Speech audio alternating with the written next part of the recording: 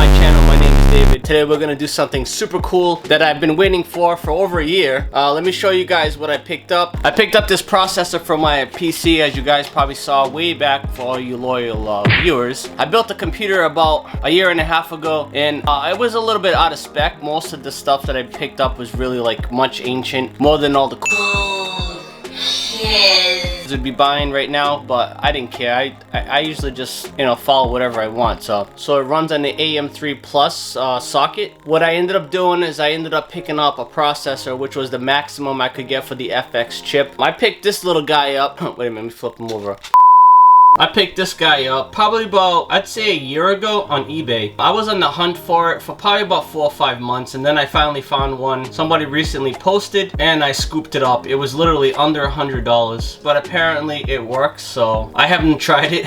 So let's just hope it does. 8-core processor, so this actually will just be 5 gigahertz. Well, actually it's about 4.7. They claim it's 4.7, but I believe that it's actually a 5 gigahertz. That's just undersold, just to make it look more intriguing by overclocking it to 5. I'm not a big fan of overclocking, so I will be building my daughter a PC just for Minecraft. Nothing heavy duty going on. She doesn't need a lot of horsepower. She's just Minecraft, and she likes to play the older Quake and Doom just like me and Duke Nukem, so she'll be fine with that processor. I'm excited. I hope you guys are too. Let's do this together.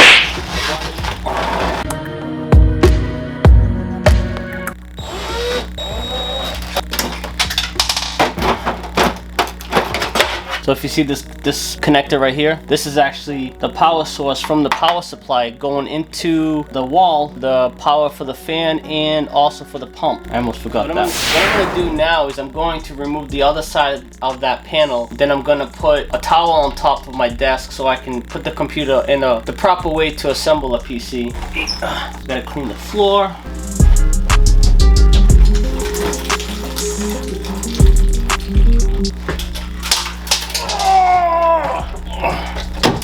Crap.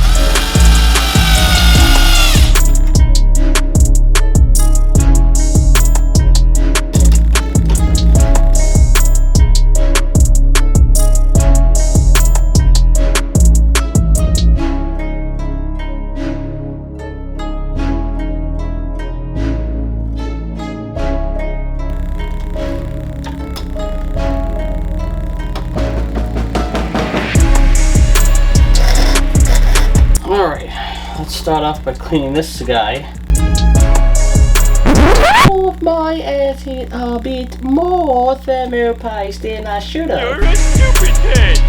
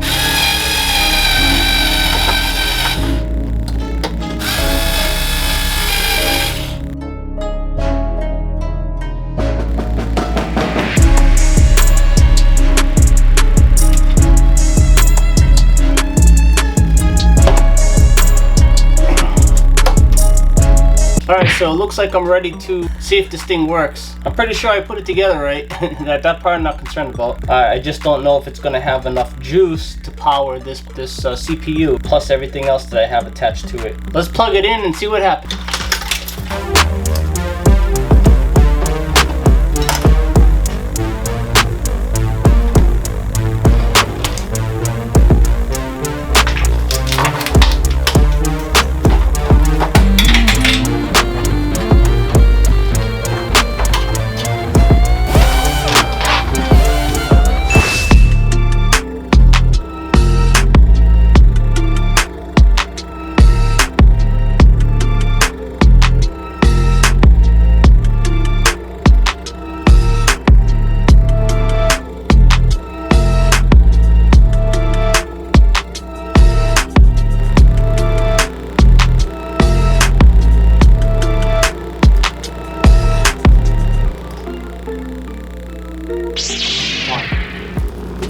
You can put this in your video. She smells bad right now. It does? Yeah, she smells like the outside. Yeah, she smells like she needs a bath.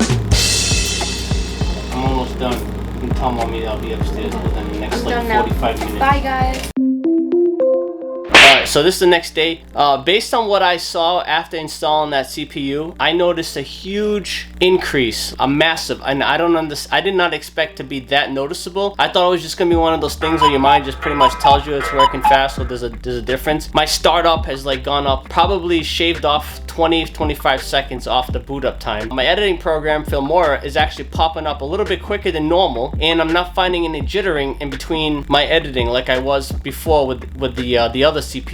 So what I want to do is I'm going to start it up. I'm going to show you guys what I got now. So now I let the system take care of the fluctuation. When it needs the boost, it automatically does it. So I'm not overclocking this one. This one sits at 4.7, 220 watts. I'm leaving it at where it is, 220 watts, and I'm leaving the 4.7 gigahertz. The one thing I did do is I went in and I adjusted the voltage. I increased the voltage by 0.25, and I also did my my RAM. I set the voltage for the RAM, which was 1.5, I think it was 1.52, and I also did the timing on the RAM, so the RAM actually read the hertz for the RAM 1866, and I'm going to show you guys what I'm running right now.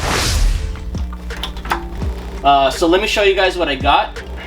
So this is what I got right now, an AMD FX 9590 8-core processor running at 4.7 gigahertz. Now I'm running all 32 gig. When I had the other processor, my system would only use, I think it was 16 gigabytes, but I know it was not initializing all 32. That also played a part in my Filmora program. This is the program that I use the most when it comes to checking my temps. I understand what everybody was saying before about this processor and this whole line of processors. My readings from my processor and like fresh start of the day, depending on how the temperature was outside. If it was ice cold, you know, before my processor would be sitting at like 89-90 degrees Fahrenheit. Depending on what it does, the most I've seen this go is 155 at the most, and that's only because I was converting and exporting my video editing. Before, when I had the other processor, it would go up to 135 at the most. So now with this extra power behind it, it only actually goes up to 155 at the most, and that's just a peak. That's the most I've ever seen it. So I hope you guys enjoyed this video. Thank you for watching with me. If you guys are bored by it, sorry.